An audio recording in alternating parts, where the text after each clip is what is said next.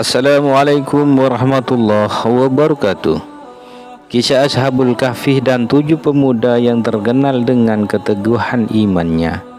Tapi sebelum melanjutkan menonton video ini, mari bangun channel ini dengan menekan subscribe dan like juga lonceng notifikasinya agar menjadi sarana dakwah dan amal jariah buat kita semua. Amin amin ya rabbal alamin. Al-Kisah Ashabul Kahfi merupakan salah satu kisah menakjubkan yang tertulis dalam Al-Quran. Kisah ini terjadi pada zaman dahulu, jauh sebelum lahirnya Nabi Muhammad sallallahu alaihi wasallam. Ashabul Kahfi adalah sekelompok pemuda yang beriman kepada Allah. Mereka terdiri dari 7 orang, yaitu Maximianus, Martinus, Donisius, Malkus, Konstantinus, dan Surisius yang pergi untuk mengasingkan diri. Tujuan mereka mengasingkan diri karena kaumnya menyembah selain Allah. Mereka kemudian memutuskan untuk meninggalkan kotanya. Ashabul Kahfi hidup pada zaman Raja Digyanus pada 249 sampai 251 Masehi. Selain itu, mereka mendapat intimidasi dan ancaman dari raja dan kaumnya. Karena Ashabul Kahfi ini pemuda yang tidak mau menyembah berhala. Kaum Ashabul Kahfi tidak mau mengikuti agama raja dan menyembahnya meskipun diancam dengan intimidasi dan siksaan.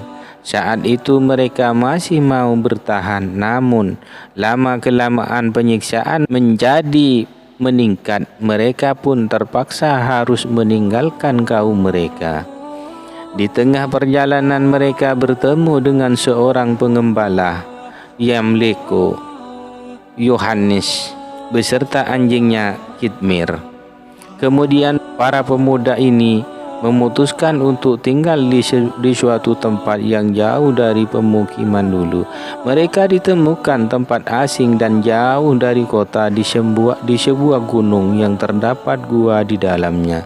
Allah Subhanahu wa taala berfirman dalam Quran surat Al-Kahfi ayat 17 yang artinya, "Engkau melihat matahari ketika terbit dan condong dari gua mereka ke sebelah kanan, dan apabila terbenam menjauhi mereka ke sebelah kiri, sedangkan mereka berada dalam tempat yang luas di dalam gua itu. Di dalam gua tersebut mereka keluasan menjalankan ibadah kepada Allah. Mereka berlindung di dalam gua itu dan memohon kepada Allah Subhanahu wa taala agar mencurahkan rahmatnya bagi mereka di dalam gua. Kemudian Allah Subhanahu wa taala mengabulkan permohonan mereka dengan ditidurkan di dalam gua. Allah Maha Kuasa mengabulkan doa mereka dengan membuat para pemuda tertidur dan dengan menutup pandangannya mereka dari segala suara dunia luar. Lalu mereka tidur selama 309 tahun. Mereka tidak makan dan tidak minum. Allah Subhanahu wa taala membolak-balikan tubuh mereka sehingga tidak terjadi kerusakan. Mata mereka pun dalam keadaan terbuka, serta anjing yang setia menemani di samping mereka. Dengan kuasa Allah, mereka pun terbangun dengan wajah yang berseri-seri. Mereka saling melontarkan pertanyaan, sudah berapa mereka tinggal di sini? Namun hanya Allah lah yang tahu berapa lama mereka tertidur.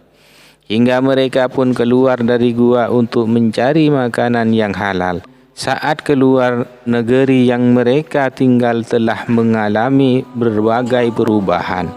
Begitupun penduduknya. Oleh karena itu mereka memasuki kota dengan sembunyi-sembunyi agar keberadaannya tidak diketahui penduduk. Namun warga negeri itu akhirnya mengetahui keberadaan mereka melalui uang dirham yang hendak mereka gunakan untuk membeli makanan. Penduduk membawa pemuda itu untuk dipertemukan dengan pemimpin mereka. Saat itu dipimpin oleh pemerintahan Kaisar Romawi Timur Hudasius 400 sampai 450 Masehi. Ketika para pemuda itu telah bertemu dengan pemimpin negeri kala itu, mereka menjelaskan kejadian yang mereka alami dan lamanya mereka di dalam gua. Dari cerita tersebut, barulah mereka menyadari bahawa semua itu adalah kekuasaan Allah. Setelah itu mereka meninggal.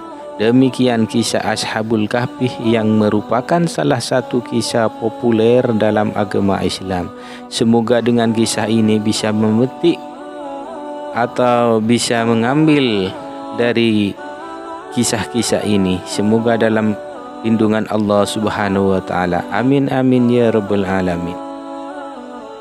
Wassalamualaikum warahmatullahi wabarakatuh.